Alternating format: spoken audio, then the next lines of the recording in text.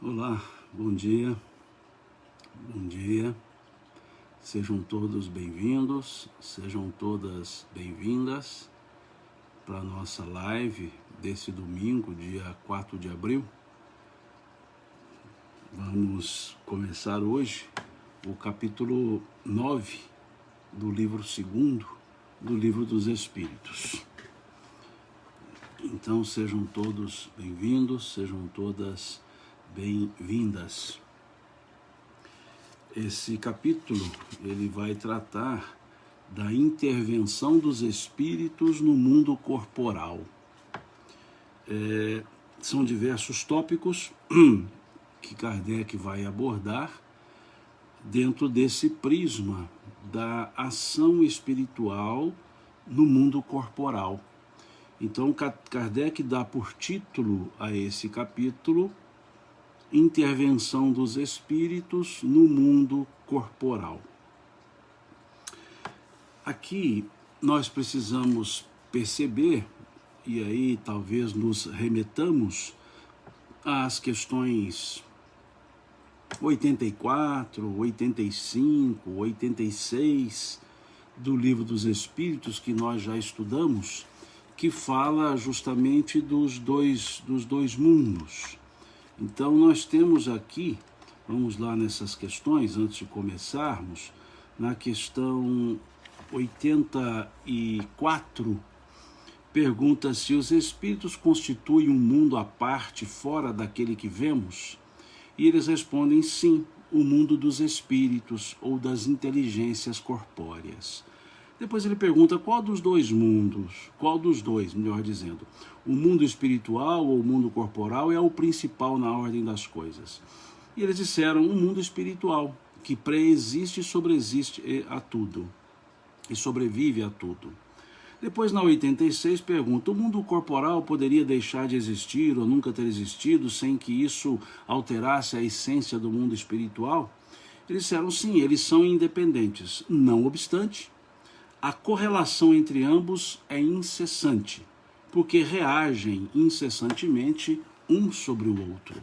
Então, esse conjunto de ensinamentos, nós vamos observar essa questão 86 do Livro dos Espíritos, dizendo-nos que esses mundos, eles reagem incessantemente um sobre o outro. E aqui, então, os espíritos vão trabalhar, ou Kardec vai trabalhar com os espíritos, a ideia da intervenção do mundo espiritual no mundo corporal, já que eles reagem incessantemente um sobre o outro, o mundo espiritual e o mundo corporal, e o mundo corporal e o mundo espiritual é um processo, digamos, retroalimentativo. Então é natural que haja uma influência do mundo espiritual para o mundo material, e lembrando-nos que a relação entre os espíritos é de pensamento para pensamento. É pensamento para pensamento. E nós somos espíritos encarnados. Nós estamos encarnados. Assim sendo, a relação, a interferência dos espíritos nas nossas ações, nos nossos pensamentos, se dá justamente por essa simbiose mental, por essa simbiose no campo do pensamento que todos nós temos com os espíritos. Lembrando, mais uma vez, somos espíritos encarnados. E pelo pensamento, ligamo-nos aos espíritos desencarnados. Nesse sentido, então, ou nesse viés, nós vamos à questão 456, quando se pergunta aos espíritos, os espíritos veem tudo o que fazemos? E eles respondem, podem ver, pois constantemente vos rodeiam, mas cada um só vê as coisas a que dá atenção, não se ocupando das que lhes são indiferentes. Aqui é um aspecto de sintonia. Os espíritos podem ver o que nós fazemos? Sim. Resposta geral, sim. Eles podem ver o que fazemos. Regra geral.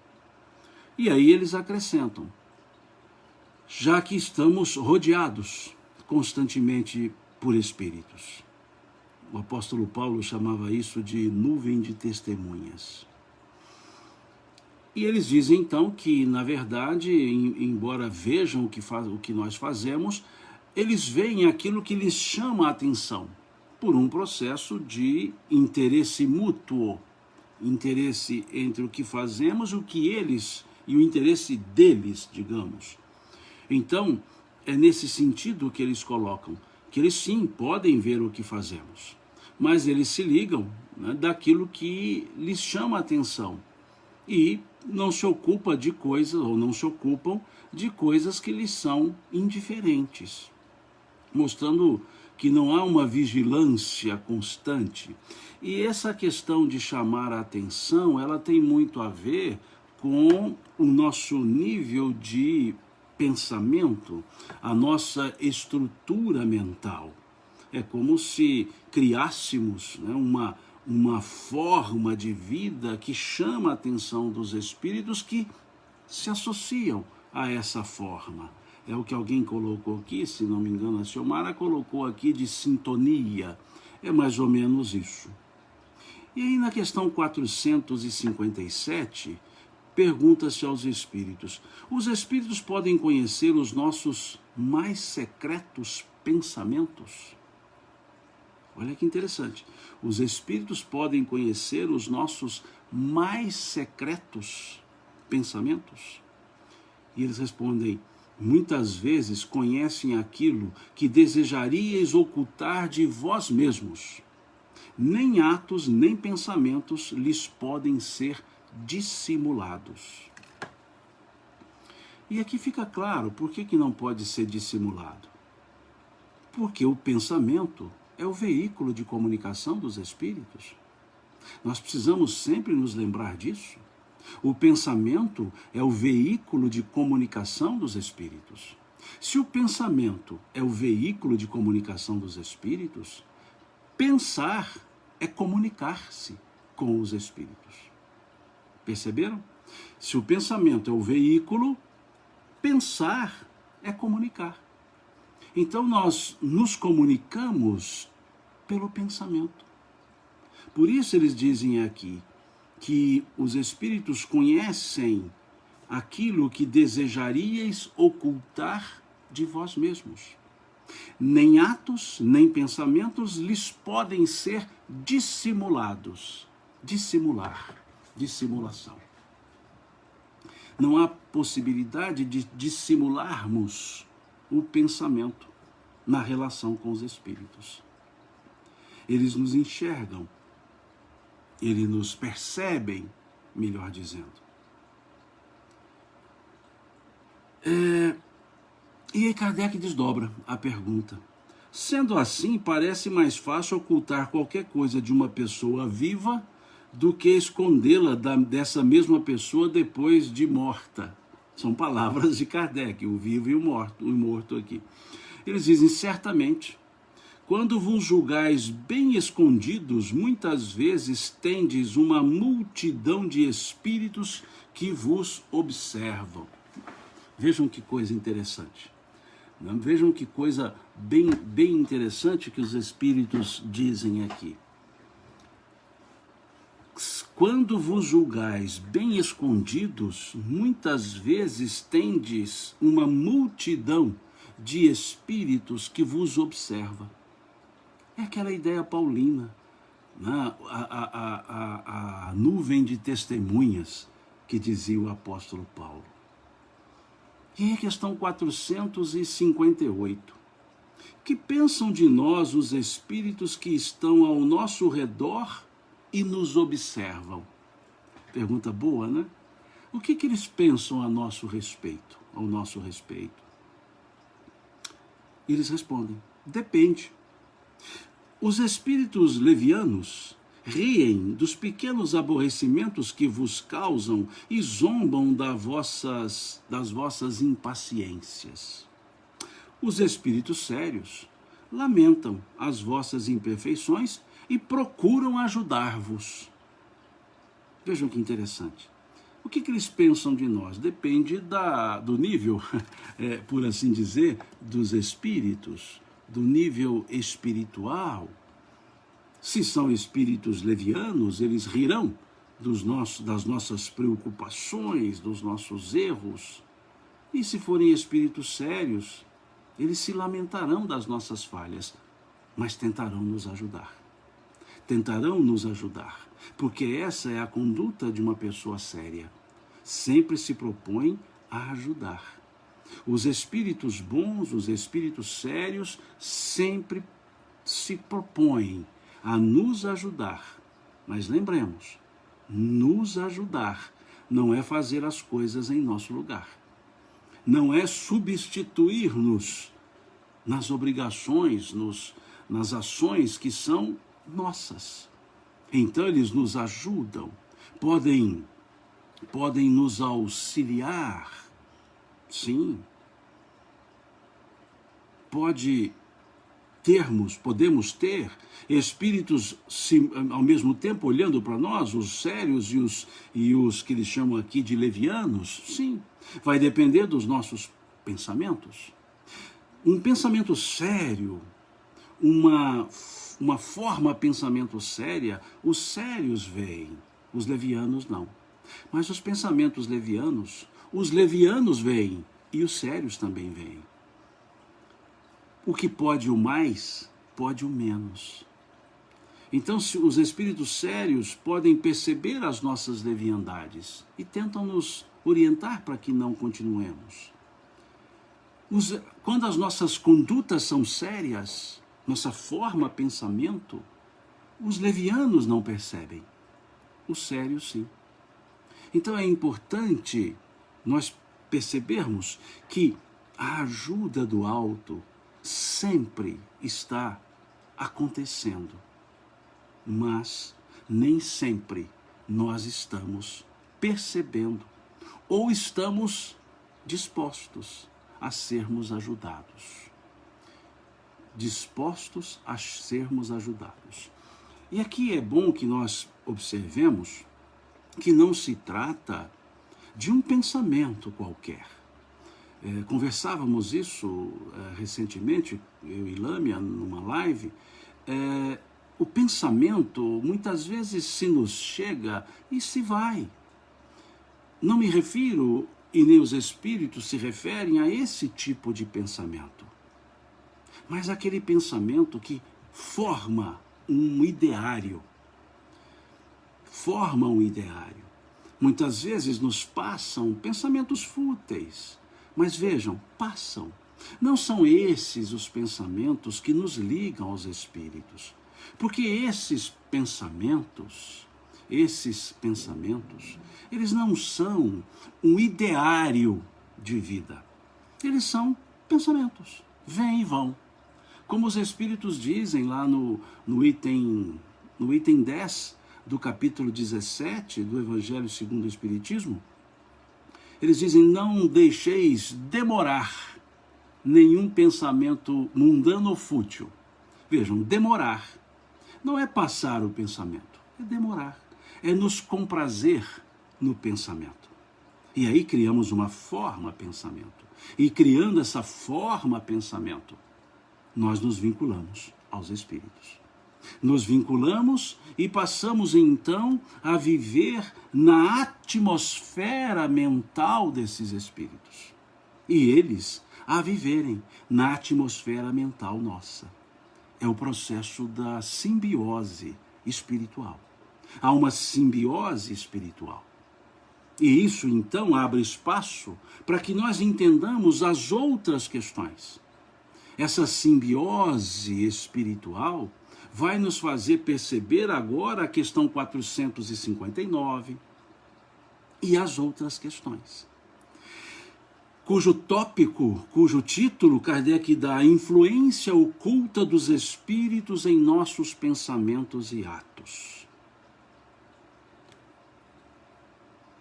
Vejam, influência oculta dos espíritos em nossos pensamentos e atos, que é o que se abre com a questão 459. E aqui é bom observar: influência oculta. Ela não é ostensiva, é uma influência subreptícia, é uma influência que nós não percebemos muitas vezes, que se trata de uma influência espiritual. Aqui não estamos nos referindo a um processo obsessivo no sentido estrito que se dá essa palavra. Não. Aqui estamos falando de uma influência, que são influências muito sutis, que talvez nós nem percebamos. Nem percebamos. E aí vejamos a questão 459. Os espíritos influem em nossos pensamentos e nossos atos? Os espíritos influem em nossos pensamentos e nossos atos? E eles respondem: muito mais do que imaginais.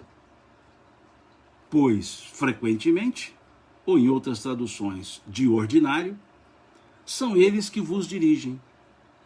Em outras traduções, são eles que vos fazem agir. Aí vai depender da tradução. Muito mais do que imaginais. Isso é para nos dizer que nós não imaginamos qual o nível de influência que nós recebemos. Nós não imaginamos a intensidade das influências espirituais. E aí eles fazem uma forma simbólica dizendo frequentemente, pois frequentemente são eles que vos dirigem. Vejam, eles nos dirigem. Eles quem? Os espíritos. Mas nos dirigem para onde? Para onde nosso desejo determinar. Porque numa primeira leitura dá a ideia que nós somos marionetes, que os espíritos nos dirigem como marionetes. Não, não. Eles nos dirigem para a direção que nós indicamos pelos nossos desejos. E onde podemos encontrar isso? Na questão 467. Aqui diz assim: perdoe-me, mas como fica o nosso livre-arbítrio? É justamente a questão 467 que vai explicar isso. Essa questão 459 não pode ser analisada sozinha. Ela precisa da questão 467 justamente pelo livre-arbítrio. Muito bem colocado aqui, faraó amigo, né? Muito bem colocado. Vejam a questão 467. Pode o homem libertar-se da influência dos espíritos que o impelem ao mal? Sim, respondem eles, visto que tais espíritos só se apegam aos que os chamam pelos seus desejos ou os atraem pelos seus pensamentos. Então, faraó amigo, muito bem lembrado aqui, bem colocado por você, o nosso livre-arbítrio é que vai determinar o rumo dessa direção. O nosso livre-arbítrio é que vai determinar a direção. Porque os espíritos influenciam aqueles que os solicitam pelo pensamento. Pelo pensamento. Vejam, visto que tais espíritos só se apegam aos que os chamam por seus desejos, ou os atraem pelos seus pensamentos. Por isso é que eu digo sempre, e vocês até se cansaram de ouvir isso, não analisamos a questão 459 sozinha. Porque se olharmos separadamente essa questão, destacarmos-la do conjunto da obra, dá a impressão que nós não temos livre-arbítrio. dá a impressão então que somos marionetes. E não somos. Somos nós que determinamos o rumo. E os Espíritos nos direcionam no rumo que nós queremos seguir. Queremos seguir. A pergunta da 467 é libertarmos-nos, vejam. Pode o homem libertar-se? É como preso. Preso por quê? Pelos desejos, pelos pensamentos. Nós nos prendemos. Por isso o verbo aqui da pergunta é libertar. A questão 469, o verbo já é outro. Neutralizar. Essa questão 459, ela tem que ser interpretada à luz da questão 467 e à luz da questão 469. A 467, libertar. A 469. Por que meios podemos neutralizar a influência dos maus espíritos? Vejamos que a 467, o verbo é libertar. A 469, o verbo é neutralizar. E aí vejam a resposta. Praticando o bem e pondo toda a vossa confiança em Deus, repelireis a influência dos espíritos inferiores e destruireis o império que queiram ter sobre vós. Evitai escutar as sugestões dos espíritos que vos suscitam maus pensamentos, que sopram a discórdia entre vós e excitam todas as paixões más. Desconfiai, sobretudo, dos espíritos que exaltam o vosso orgulho, porque eles vos atacam em vossa fraqueza. Essa a razão porque Jesus vos ensinou a dizer na oração dominical: Senhor, não nos deixeis cair em tentação, mas livrai-nos do mal. Essa é a resposta da 469. Então, só um segundinho. Então, quando associamos a questão 459 às questões 467 e 469, nós entendemos o que é essa influência, o que é esse frequentemente eles vos dirigem. Frequentemente eles vos dirigem. Eu aqui não quis sair só desse conjunto. Nós temos outras questões do Livro dos Espíritos que vão reforçar isso. Nós temos a questão 851, 861, e aí vai, N outras questões. Eu quis ficar somente no capítulo, para mostrar que no próprio tópico, nós precisamos fazer a associação. Nós precisamos fazer a associação.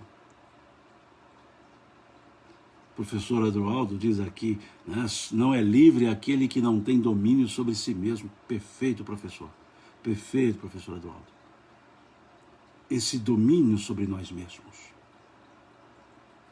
Então, aqui alguém sugeriu o livro Pensamento e Vida, perfeito, lá de Emmanuel, perfeito. Mas eu fiquei somente no tópico. Dessa vez eu não quis alongar, eu não quis buscar outras questões, somente aquelas que estão aqui. Porque muitos espíritas se escudam, criam um escudo na questão 459 para dizerem: eu fui influenciado, afinal de contas todo mundo é. Não, vejam, é a gente que fica, de ordinário eles nos dirigem. Sim, desde que abramos as portas, desde que abramos a mente, conforme nos falam os espíritos nessas questões 467 e 469. Depois eles seguem, questão 460. Além dos pensamentos que nos são próprios, haverá os outros que nos são sugeridos? Bom, uma questão, eu diria, que decorre do que ele já vem ensinando.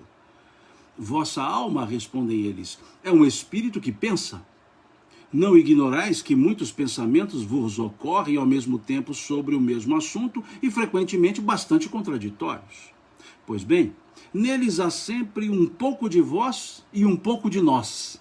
Olha os espíritos dizendo. Há sempre um pouco de vós e um pouco de nós.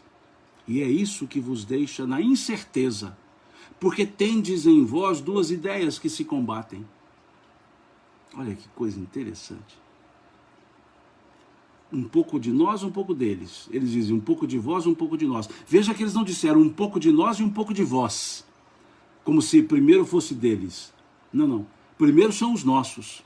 Abrem espaços. Os nossos pensamentos abrem espaços. E esses espaços são ocupados pelos pensamentos dos espíritos, pelas sugestões dos espíritos. Muito claro isso. Muito claro. E aí segue a questão 461. Como distinguir os pensamentos que nos são próprios dos que nos são sugeridos? Eu gosto muito em Kardec essa forma que ele decompõe. A forma que ele decompõe as perguntas. Porque é decompor. Ele cria um todo e vai decompondo em fases. Os espíritos dizem então que há uma mistura de pensamentos e Kardec então pergunta como distingui-los. Como saber qual é meu, qual é dele, ou deles? Ou quais são os pensamentos deles e quais são os pensamentos meus? E eles respondem: quando um pensamento vos é sugerido, é como uma voz que vos fala. Geralmente, os pensamentos próprios são os que vos ocorrem em primeiro lugar. Aliás, não vos é de grande interesse estabelecer essa distinção, e muitas vezes é útil não sabê-la. O homem age mais livremente. Se decidir pelo bem, ele o fará com maior boa vontade. Se tomar o mau caminho, será por sua responsabilidade. Interessante. Aqui tem uma pergunta, folha molhada, diz assim: por que Deus permite essa interação? É o mesmo que perguntar por que Deus permite que nós façamos amizades. Por que nós nos encontramos com pessoas. É a mesma coisa se perguntasse assim. Sabe por quê? Porque somos espíritos. A interação entre mim e os espíritos é como a interação entre mim e o meu vizinho. Entre mim e um colega de trabalho. É interação, é convivência. São dois mundos que se interagem. Questão 86 do Livro dos Espíritos. São dois mundos que se interagem. Então não é uma questão de permissão ou não permissão. É uma questão natural. Como é natural encontrar-me com pessoas na rua, no trabalho, em qualquer lugar, e criar laços. Então nós nos reunimos, nós já estudamos isso em outras lives, nós nos encontramos com os espíritos e nos associamos com os quais nos identificamos. Percebeu? Então é uma questão muito simples. E aqui a Tatiele traz uma observação, né, chamando a atenção lá para a ideia de Santo Agostinho, né, num reforço a um pensamento filosófico lá da era pré-socrática, né, lá do templo de Apolo, né, o templo da cidade de Delfos, né, em homenagem a Apolo, em que Pitaco, o filósofo, desculpe-me, templo de ouro, né, Apolo em Delfos, em que havia essa forma de se colocar o conhece-te a ti mesmo que Sócrates foi trabalhar. E é importante isso que traz aqui. Até coincidentemente, Tatiana, eu li agora há pouco, estava lendo, né, que eu resolvi ler novamente depois de uma live que eu fiz com o pessoal lá dos Estados Unidos sobre Santo Agostinho. Eu acabei querendo ler novamente, né, o livro Confissões, né, e estava lendo agora há pouco. Né, estou aqui no meio da leitura ainda, né, o livro Confissões, e eu sugiro a leitura, viu? É uma leitura muito agradável, ler direto da fonte, né? Ou seja, ler a história de Santo Agostinho contada por ele mesmo, né? Como ele escreve o livro Confissões. Então, coincidentemente, estava lendo sobre isso agora, e a grande luta, né, de Santo Agostinho em tentar entender o mal, né? Tentar entender o mal, essa era a grande luta com Santo Agostinho. Ele, por diversos momentos, ele tenta explicar o mal, e até não consegue. Ele não consegue, e assim vai. Duas coisas que Santo Agostinho trabalhava, né? O mal, entender o mal e entender o tempo. O que era o tempo dos homens, o que era o tempo de Deus. Né? Muito interessante isso. Só um parêntese. Então aqui dizem os espíritos que para distinguir os pensamentos, eles dizem normalmente o primeiro que se nos vem é nosso. Ou seja, aquele impulso natural, aquele reflexo do pensamento, o primeiro que se nos vem é nosso. Aqui o professor Adroaldo nos lembra a questão 123 do Livro dos Espíritos, porque Deus permitiu que os espíritos pudessem seguir o caminho do mal. Eu diria, professor Adroaldo, que Santo Agostinho, se tivesse o Livro dos Espíritos, facilitaria para ele entender um pouco esse ponto do mal, né? É muito interessante. Mas é agradável a forma que ele desenvolve o raciocínio, né? E ele desenvolve esse raciocínio no livro Confissões, ele desenvolve várias vezes. Porque esse livro Confissões, ele vai e volta, ele não é sequencial. Então, em vários momentos, ele vai trabalhar essa estrutura, né, do entender o mal, né? Ele parte do princípio que se Deus é bom, por que existe o mal? E se ele é onipotente, por que ele não domina o mal? Né? E assim vai. É muito interessante o raciocínio dele, né? Muito interessante. Mas voltando aqui à questão, então, 461, eles dizem, normalmente o primeiro pensamento que se nos vem é nosso. Aquele reflexo, aquela reação imediata do nosso pensamento. É nosso. Normalmente, não quer dizer frequentemente, não quer dizer constantemente, desculpe-me. Agora, também os espíritos dizem que não há por que criar essa diferença, saber essa diferença. Eu acho interessante quando os espíritos respondem aqui, ó. Aliás, vejam eles dizendo, aliás, não vos é de grande interesse estabelecer essa distinção. Eu vou até grifar essa frase aqui, eu não havia grifado. Vejam, aliás, não vos é de grande interesse estabelecer essa distinção. Se é nosso ou se é sugerido. O interessante é perceber o que é esse pensamento. O que é o conteúdo desse pensamento. E não se foi meu ou se foi sugerido. Se é algo bom, se for meu, ótimo. Se for sugerido, ótimo. Mas se é ruim, se for meu ou se for sugerido, continua ruim do mesmo jeito. Então eu acho interessante quando os espíritos dizem nessa frase, aliás, não vos é de grande interesse estabelecer essa distinção, porque muitas vezes... E aí eu abro um parêntese mais uma vez, muitas vezes nós queremos criar distinções demais. Nós queremos criar distinções por demais. Queremos distinguir coisas demais. Ficamos em farandulagens, em firulas. O que é isso? O que é aquilo? O que distinguir? E a gente se perde na forma em detrimento do conteúdo. Nós colocamos a forma sobre a essência quando ficamos discutindo essas questões. Quando esse pensamento? Que pensamento é meu? Que pensamento foi sugerido? Olhemos o conteúdo. O professor Adroaldo perguntou aqui qual a editora, professor. Essa, no meu caso aqui, é da Martim Claret. Eu nem sei se existe essa editora mais. Da Martim Claret. Né, da série Ouro, né? Aliás, são vários filósofos dessa série Ouro, né? E da Martim Claret, tranquilo, né? E tem outras, a Paulus também tem, né, os livros dele, Santo Agostinho, né? Tem até o Magistro, né, que é um livro sobre educação belíssimo que Santo Agostinho escreveu, De Magistro, né, do magistério, então é um livro muito bom também de se estudar, de se ler, né, de Santo Agostinho, De Magistro. E esse aqui é da Martim Claret. Bom, então voltemos aqui, para nós entendermos isso, que não nos interessa fazer essas distinções. Vamos observar a essência dos nossos pensamentos. Se são nossos, se são sugeridos, pouco importa. Basta que olhemos a essência. Se a essência não for boa, nossas vinculações não estão boas, nossas sintonias não estão boas. A questão 462. Há homens inteligentes, pessoas inteligentes, de gênio, sempre tiram suas ideias dentro de si mesmos? E eles respondem, algumas vezes elas lhe vêm do seu próprio espírito, mas muitas vezes lhes são sugeridas por outros espíritos que os julgam capazes de compreendê-las e dignos de transmiti-las.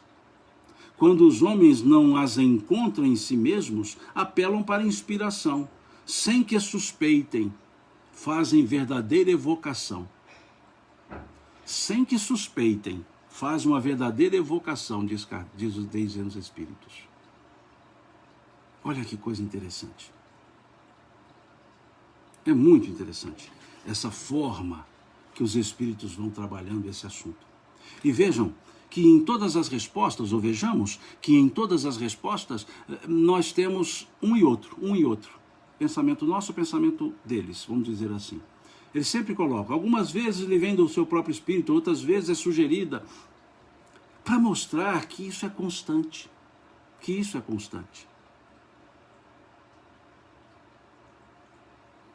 É importante perceber isso. E aí o faraó amigo diz assim, dessas sintonias oriundas de pensamentos malevolentes advém de um obsessor? Muitas vezes advém de nós mesmos. Nós é que somos malevolentes, muitas vezes. E eles podem apenas estar potencializando, nada além disso. Eu insisto, eu volto a dizer que nós somos os artífices. Nós somos as fontes atrativas. Nós convidamos a influência espiritual. É importante percebermos isso. Nós convidamos essa influência espiritual.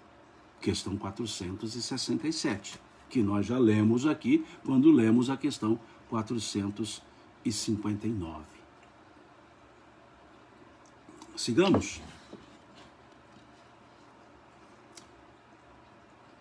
Disse algumas vezes, 463, que o primeiro impulso é sempre bom.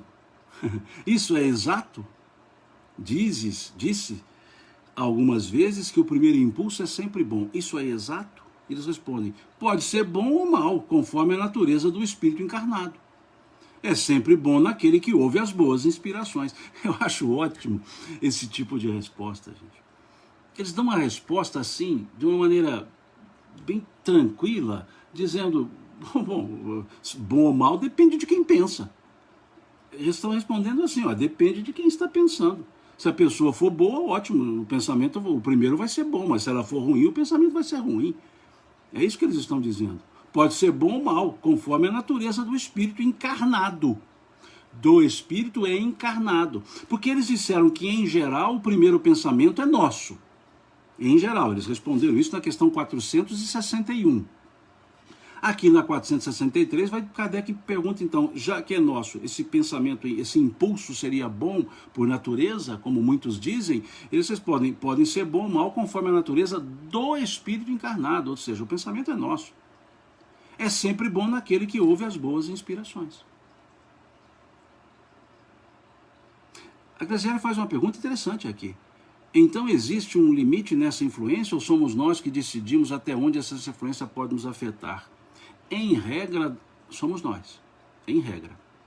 Pode acontecer um basta, dado pelos espíritos. Pode acontecer um basta. Pode acontecer.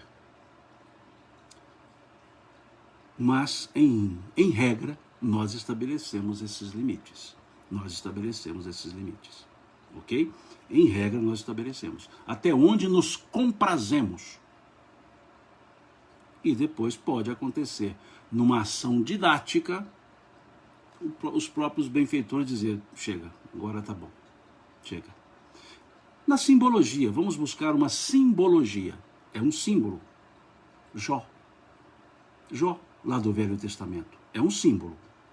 Uma parábola muito belíssima. Belíssima mesmo, essa parábola. Chegou um momento que Deus disse, agora basta.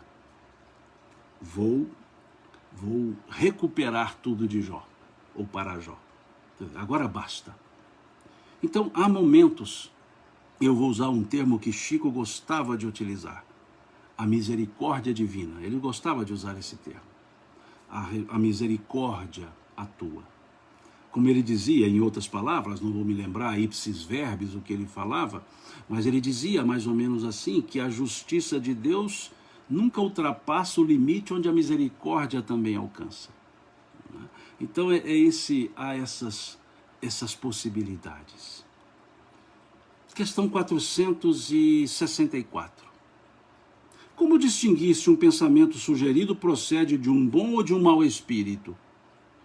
Eles respondem: estudai o caso. Os bons espíritos só aconselham o bem. Cabe a vós distinguir. Olha que coisa danada isso aqui, gente. Agora deu uma minerada, hein? Olha que coisa danada. Cabe a vós distinguir. Ou seja, a responsabilidade é nossa. A responsabilidade é nossa. Cabe a vós distinguir. Como distinguir se um pensamento sugerido procede de um bom ou mau espírito? Estudai o caso, respondem eles. Os bons espíritos só aconselham o bem. Cabe a vós distinguir. Questão 465. Com que objetivo os espíritos imperfeitos nos induzem ao mal? Para vos fazer sofrer como eles. Nós já estudamos essa questão do sofrimento dos espíritos em lives anteriores. É aquela ideia da pessoa má, que se está passando, sofrendo, ela quer que todos sofram também. A pessoa egoísta, que não quer sofrer sozinha. Quer que os outros passem pelo que ela passou. Ela quer que os outros passem pelo que ela passou. Não aprendeu com as suas dificuldades e quer impô-las aos outros.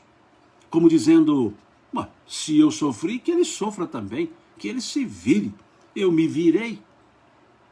É esse tipo aqui que está em curso nessa questão, ou nessa resposta da questão 465. Quantas pessoas vocês conhecem? Ou quantas vezes nós já fizemos isso? Quantas pessoas, ou talvez nós mesmos, já fizemos isso? Dizendo: eu tive que me virar nessa vida, ele que se vire, não ajudo. Quantas pessoas? Quantas vezes nós passamos de largo, como diz a parábola do samaritano, passou de largo. Quantas vezes? É isso que está aqui nessa resposta. Fazer sofrer como eles. No sentido de, já que eu não posso, já que eu não consigo me melhorar, eu pioro os outros. Ou seja, já que eu não consigo o bálsamo, eu quero o sofrimento para os outros. Esse é o ponto. O egoísmo. O egoísmo. No local de trabalho da gente, né? Quantas vezes no trabalho a gente aprende ali a fazer o trabalho, a exercer a função, e aí uma pessoa é contratada e nós vamos ensinar aquela pessoa. E aí dizemos assim: não, você tem que aprender sozinha. Eu estou aqui só para responder alguma dúvida, porque eu, afinal de contas, eu aprendi assim. Quem me ensinou desse jeito. Em vez de se perguntar: foi agradável eu ter aprendido dessa forma? Não, então por que eu vou impor essa forma aos outros? Se não foi agradável para mim. E assim vários exemplos. Professor em sala de aula, que se furta a responder questões que ele sabe responder, mas ele diz: não, se vira. Ele pode facilitar, mas quer complicar. Muitos querem complicar o que pode ser facilitado. E o facilitar para outrem não significa que iremos fazê-lo ficar preguiçoso, leniente. Não. Não significa isso. Nós estamos aqui para tentar ao máximo facilitar as coisas para os outros. Facilitar no sentido de torná-las acessíveis, compreensíveis. Então é isso que nós podemos depreender, diversos comportamentos, podemos depreender dessa resposta da questão 465. Diversos pensamentos, diversas situações egoístas. O professor Evaldo diz aqui, perfeito, sob a desculpa de ser rígido. Exatamente, professor Evaldo. Muitas vezes a gente esconde na rigidez o egoísmo. O egoísmo. Muitas vezes. Eu fico imaginando se Jesus fosse egoísta e não ensinasse o que ele ensinou. Já pensou? Já pensemos nisso. Se os espíritos fossem egoístas e não respondessem a Kardec.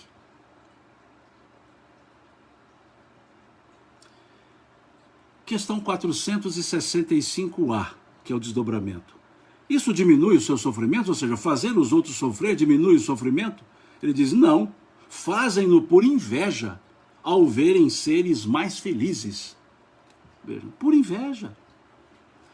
Não vai diminuir o sofrimento dele, mas ele quer que o outro sofra também.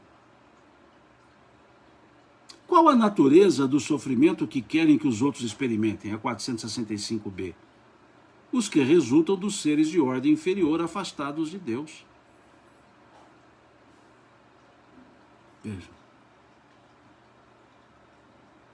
Questão 466. Por que Deus permite que espíritos nos incitem ao mal? É uma pergunta... Essa aqui é a grande pergunta de Santo Agostinho. Não que os espíritos nos incitem ao mal, mas por que do mal? Os espíritos imperfeitos são instrumentos, muitas vezes, a pôr em prova a fé e a constância dos homens no bem. Tu, sendo espírito, deves progredir na ciência do infinito, e por isso passas pelas provas do mal para chegares ao bem. Nossa missão é colocar-te no bom caminho. E quando más influências agem sobre ti, é que as atraís pelo desejo do mal. Pois os espíritos inferiores vêm auxiliar-te no mal, quando tens vontade de praticá-lo. Eles não podem ajudar-te no mal, senão quando queiras o mal. Vamos marcar essa frase aqui? Eles, vou grifar isso aqui. Eles não podem ajudar-te no mal, senão quando queiras o mal.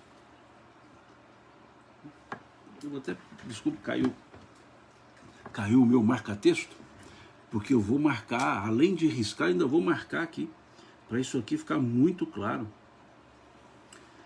É o que Divaldo sempre diz, né? Cada vez que a gente lê a questão, a gente vê que não viu uma coisa. Ele diz que desde 1948 ele fala isso, ele estuda todos os dias, lê pelo menos 2 questões todos os dias do Livro dos Espíritos. E ele já leu várias vezes as mesmas questões, porque já voltou várias vezes. Ele fala, e cada vez que eu leio eu vejo uma coisa diferente. E é verdade. Já lemos e estou aqui de novo, marcando, escrevendo. Cada hora a gente vê uma coisa diferente. E eles continuam, pois bem, se és inclinado ao assassínio, terás uma multidão de espíritos que alimentarão em ti essa ideia. Mas também terás outros que se empenharão em influenciar-te para o bem, o que restabelece o equilíbrio da balança e te deixa senhor dos seus atos. Essa resposta aqui é contundente. Essa resposta é contundente, é forte, é incisiva, é peremptória, é assertiva. Vejam, porque Deus permite que espíritos nos incitem ao mal. Os espíritos imperfeitos são instrumentos destinados a pôr em prova a fé e a constância dos homens do bem. Tu, sendo espírito, deves progredir na ciência do infinito, e por isso passas pelas provas do mal para chegares ao bem. Nossa missão, olha os espíritos dizendo, nossa missão é colocar-te no caminho do bem, num bom caminho. E quando más influências agem sobre ti, é que as atraís pelo desejo do mal, pois os espíritos inferiores vêm auxiliar-te no mal, quando tens vontade de praticá-lo. Eles não podem ajudar-te no mal, senão quando queiras o mal. Pois bem, se és inclinado ao assassínio, terás uma multidão de espíritos que alimentarão em ti essa ideia. Mas também terás outros que se empenharão a influenciar-te para o bem, o que restabelece o equilíbrio da balança e te deixa senhor dos teus atos. Cada um. Cada um. Cada um. Cada um. Responde por si mesmo. Responde por si mesmo. Quando influencia negativamente aos outros, responde por si mesmo pela influência negativa sobre outra pessoa, que fez a outra pessoa errar. Aqui eu chamo a atenção para o artigo 21 do capítulo 7 do livro Céu e Inferno. Código Penal da Vida Futura, item 21, capítulo 7 do livro Céu e Inferno. Ninguém é responsável pelos erros alheios, a não ser que os tenha gerado pelo exemplo ou não os tenha impedido quando podia fazê-lo. Item 21, capítulo 7, livro Céu e Inferno. Ninguém é responsável pelos erros alheios, a não ser que os tenha gerado pelo exemplo ou não os tenha impedido quando podia fazê-lo. Então nós somos os responsáveis pelos nossos atos e pelos atos alheios quando copiados dos nossos atos.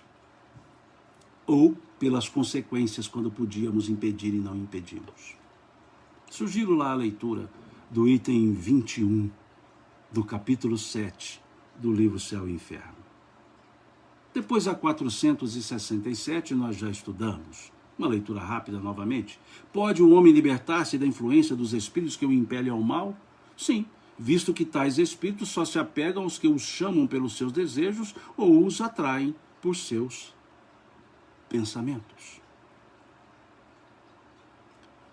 Os espíritos, 468, cuja influência é repelida pela vontade do homem, renunciam às suas tentativas? Que querias que fizessem?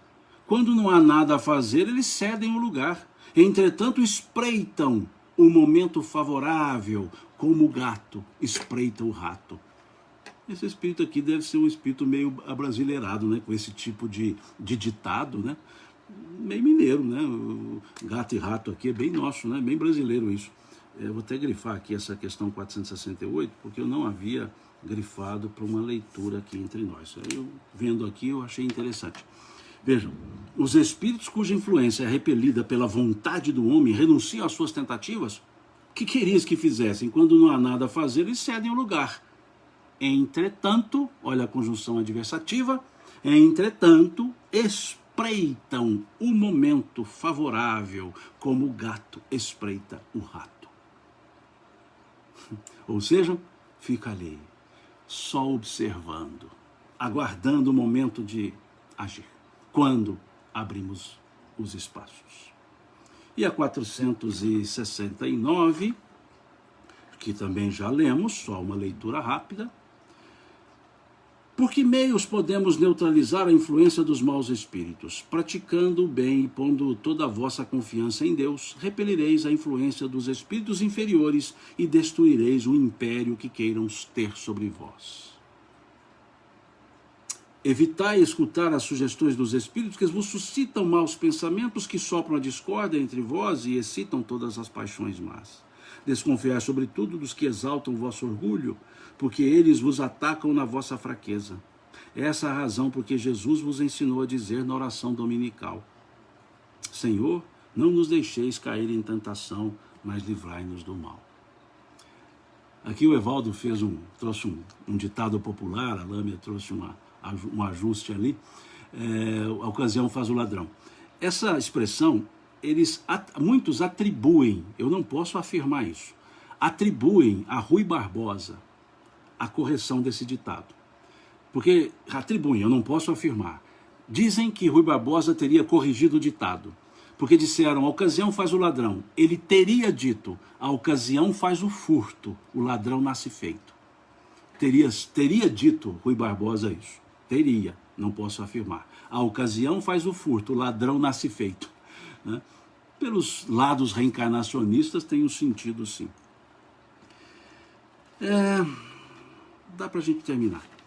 Os espíritos que procuram induzir-nos ao mal e que põem assim em prova a nossa firmeza no bem, receberam missão de fazê-lo? E se é uma missão que cumprem, terão alguma responsabilidade nisso? Questão 470.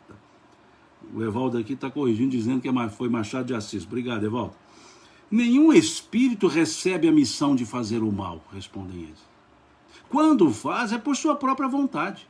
E por conseguinte, sofre as consequências. Deus pode até permitir que ele faça para vos provar, mas não o ordena, cabendo a vós repeli-lo. 471.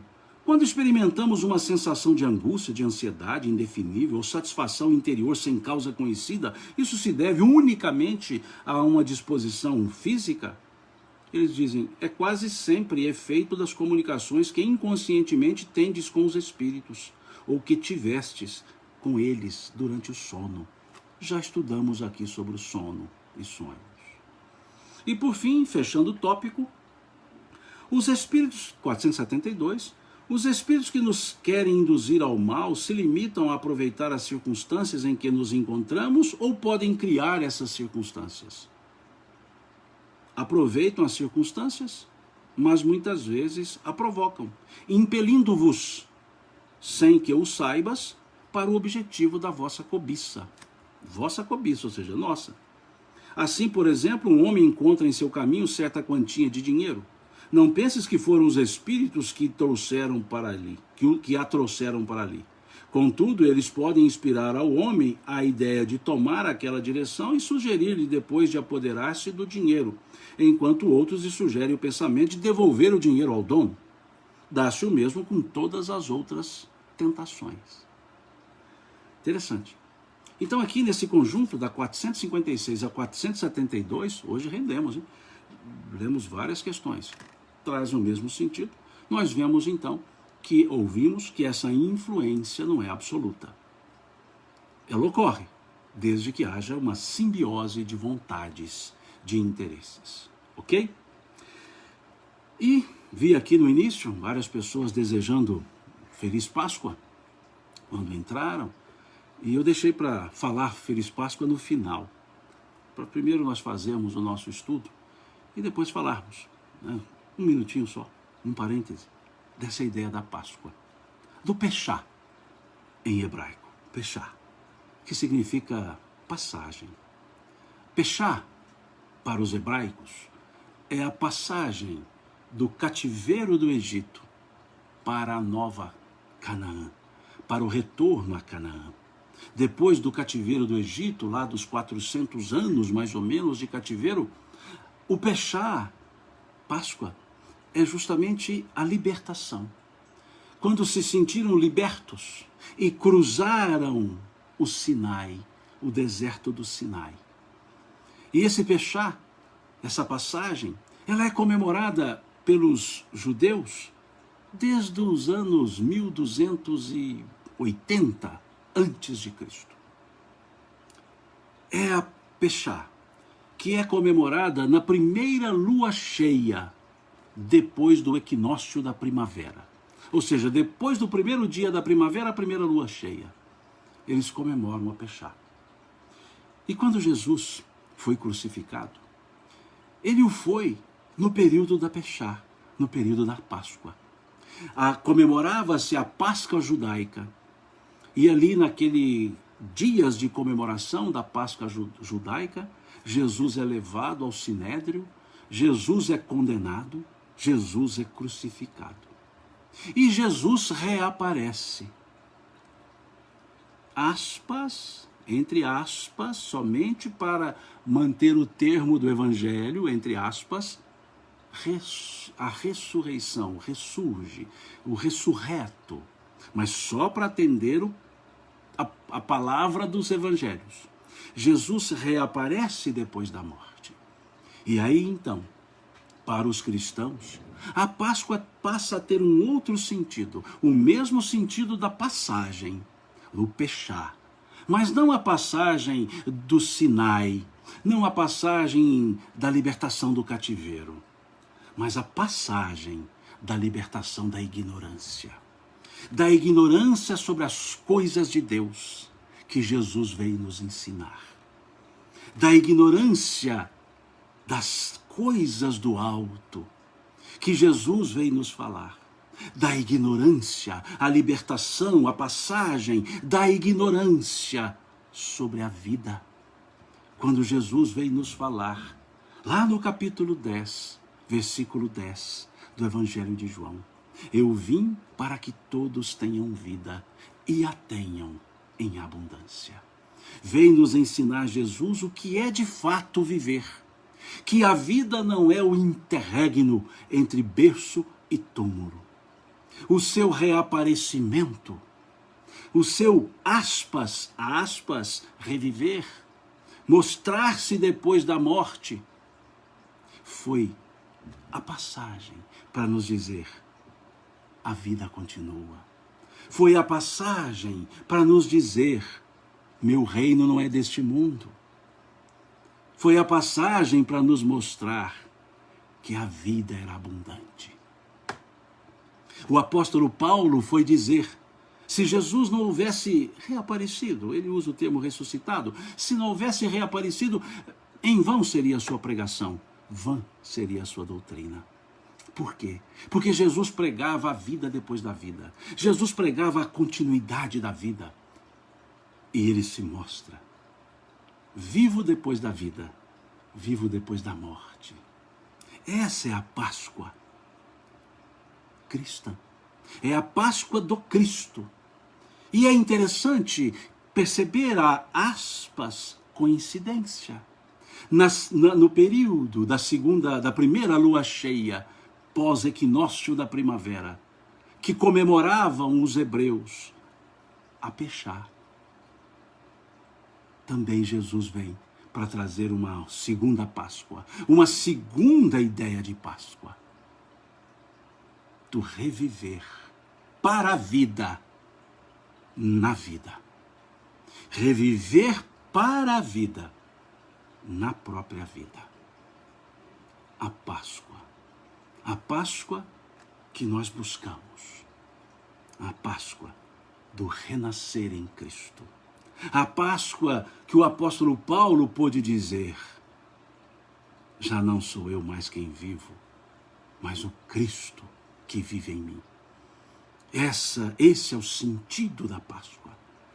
É o sentido de renascermos sempre. É o mito do eterno retorno, como falava o filósofo Mircea Eliade.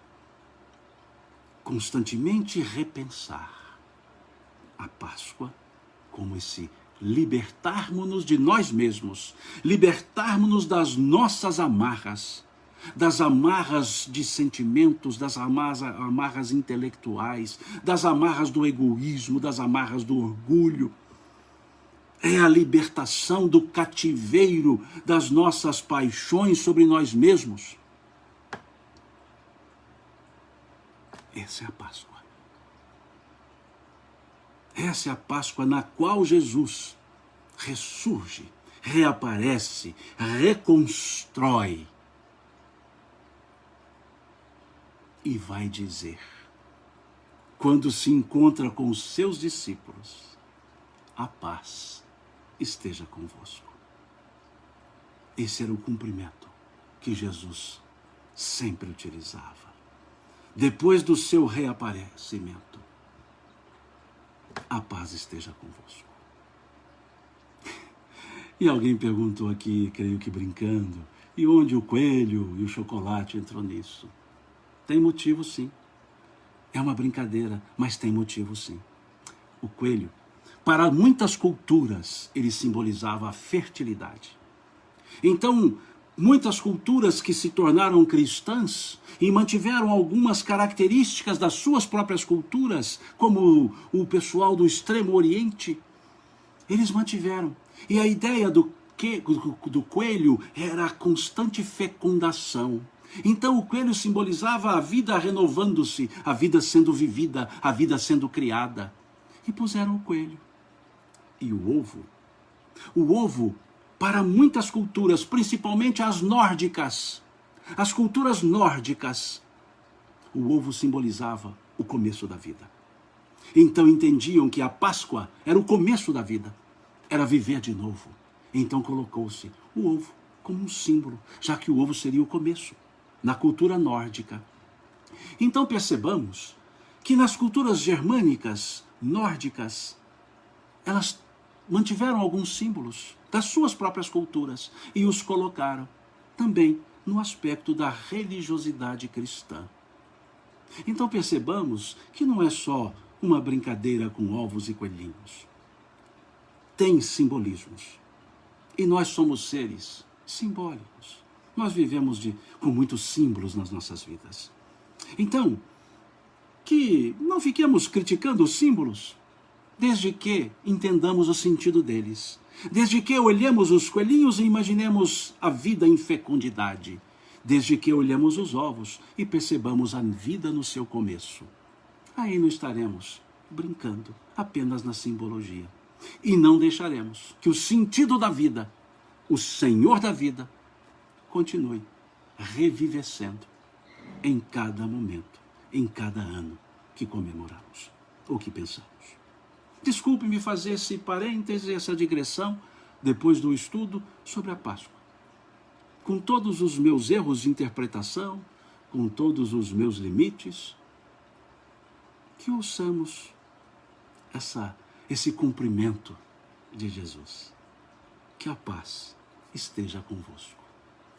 Que essa Páscoa possa nascer a paz, renascer a paz.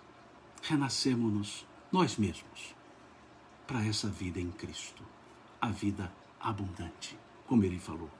Eu vim para que todos tenham vida e a tenham em abundância. Deus abençoe a cada um de vocês. E eu vou fazer uma proposta. Esse estudo nosso do Livro dos Espíritos, por um tempo, talvez por alguns 2 ou 3 meses, eu deixarei apenas aos domingos. Não teremos às quartas-feiras. Por questões pessoais. Desculpe-me, faremos aos domingos, não às quartas. Pelo menos, talvez por 2 meses, 3 meses, somente aos domingos. Então, nessa semana que se inicia hoje, na quarta-feira não teremos o estudo. Teremos apenas no domingo. Então, aos domingos teremos o estudo. Pelo menos por 2 ou 3 meses. Depois, quem sabe a gente retoma. Mas manteremos aos domingos. E eu ainda vou pensar, talvez, começando às 9 horas.